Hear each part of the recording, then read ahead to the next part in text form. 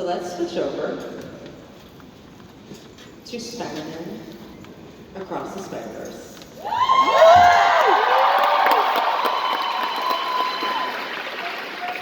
Lauded as one of the greatest movies ever. So you pop out on stage, well not stage, you pop out onto the screen as Wanda. But now when you get to Across the Universe, Wanda's a little older, she's a little wiser, she's got to upgrade to the suits.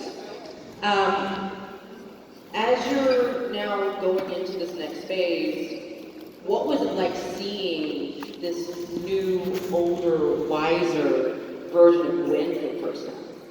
Oh man, any time during the process of both of these films, any little sneak peek, tidbit, sketch, previs that we get to see, it's a dream, right? And when I saw the very first sort of rough sketch of Gwen in Across the Spider-Verse, I think throughout the entire process of making this film, I kept feeling like I didn't know that they could do that or outdo themselves on the first one, right? Everything is so elevated, it's so much more elevated than it already was to begin with. But I was so excited to learn that we were going to dig a little deeper into Gwen's life and her origin story. And has anybody here not seen the film?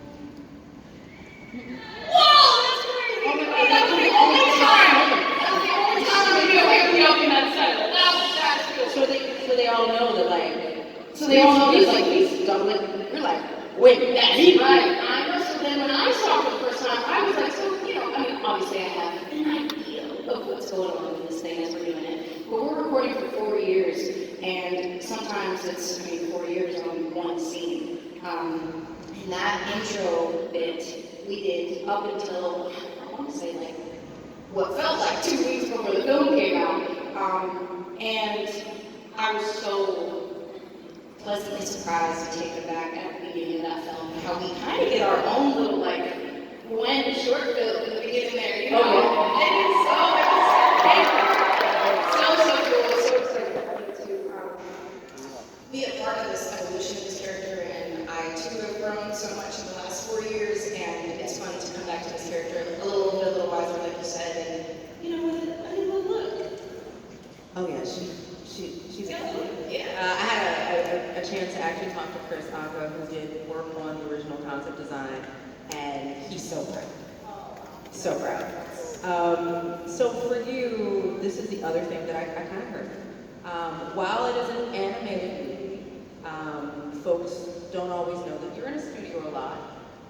But I heard that you got animated while you were actually doing the voiceover. Like, does this include poses? Are we talking about flipping? Oh, there's a lot of flipping. Shamik, my friend Shamik Moore, does a ton of that in the movie. He's got it so down.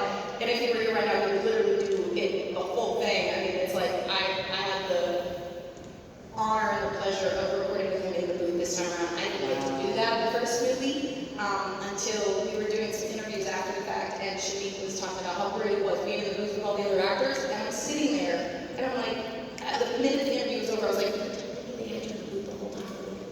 I was by myself. And that one was a few years too. I was by myself. I didn't even know there was a possibility. So the second time around, I was like, I better be in the booth with my fellow actors and my castmates. And so I got to do that this time around, which was so fun. But to see Shamik and have him in the room and be able to do it together, right? We're swinging from buildings and hanging out on the top of subways while having a full-on conversation. And it's great to be in the room and share that energy and not just have the recording in my ears. But yeah, it gets pretty animated in there, no pun intended. But even if it means doing a few push-ups or running around in circles for a minute, get naturally out of breath, then that's what it takes. Love it. And What? I think there's a lot of I love All right, I you. love you guys. There's a lot of I love yous happening. And that actually brings me to one of my questions. So for folks who may not know, how has this, the difference between live action superhero versus animated superhero been? Are there things that kind of stick out that you feel like were the initial challenges that you're like, yeah, I did that. You know what? I didn't know I could do that, but I did it. You know, I would say I may have had a sort of misconception of voice work before I got into it with the voice work that I've done, because it seems so simple, right? It seems like that's all it is. You're in a booth and put the script in front of you. You don't see animation, you see animation, you do pens all day. You've got great people in the room that are there and helping you and directing you and whatnot, but it's as easy as that, right? It is so not the case. And I realized that going from something like Hawkeye, where, you know, you're getting your hands dirty and you're in the mud and, you know, doing the work, to going in the booth. I mean, that's a big, you want to feel like you're in it. And I love nothing more than like putting on that wardrobe and feeling like I'm in it. And there were so many